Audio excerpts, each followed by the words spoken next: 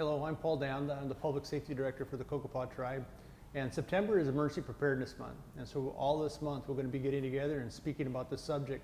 And today we have Roxanne Barley and her daughter Aurora, and they've helped us in the past with public safety announcements. So they're very familiar with how to make a plan and how to put a kit together. And how have you helped us in the past, Roxanne? Yes, my family has worked with the Public Relations Department, helping our community members be prepared in case an emergency does happen on the reservation. We had a really good time learning about that experience and helping us how to create a list on how to be prepared. And what we do when a storm does come, or we get that news, flash flood warnings or something like that in our area, is that we kind of make a list of who we need to stay in contact with, who's on medication in case they have, if they have insulin they need to take, because that does need to be refrigerated in case electricity does go out. We also like to stay in contact with the police department and also with the app what Mike Fila has on store. I believe it's in the Google app. Mm-hmm. But we like to stay in contact with a lot of people just to make sure everybody's staying safe. And for us, we make sure we have our candles, our flashlights, and we make sure that we also interchange our batteries for that. We don't want to have a flashlight that's really dim. We would like to have a flashlight that's really bright, and so we were able to see. Awesome. And you know, one of the things I always remember is you also helped in the past to actually build the kits themselves, right? Yes, we did.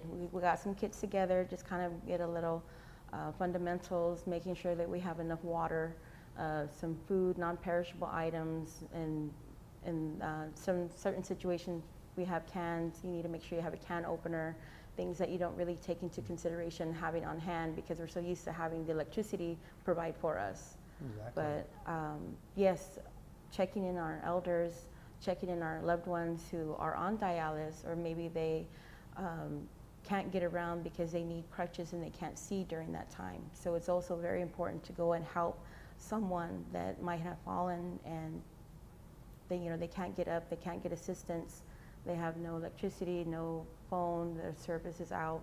Whatever the situation is, we need to be there for one another and check on our loved ones. Yeah, and it was funny to me earlier when you were talking about the can opener, because you think an electric can opener, then you need a manual can opener. It's going to be horrible when you're hungry and you pull out a can, you have nothing to open it. So that, that's the small things that are so important during an emergency. Yes, and things that you don't take into consideration unless you actually go through the event itself. Those emergency contacts are important, the water, the food, and just making sure everybody is safe.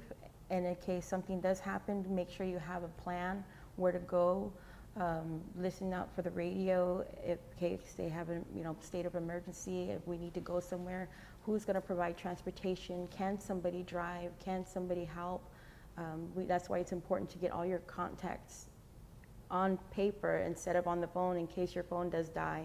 Make sure you have those numbers physically written down so everybody has access to it. Exactly. And we want to thank you so much, Roxanne and Aurora, for being with us. And we'll be speaking more about this. And for all of you out there, remember we have Cocopah YouTube, Cocopah Facebook. We also have Cocopah Now.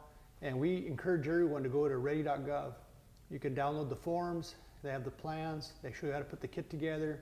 And if you want to look at any other kind of disaster or emergency that can come up, they have videos that you can watch that will help you with that. And so for the rest of this month, we invite all of you to visit with us so we can go over this again.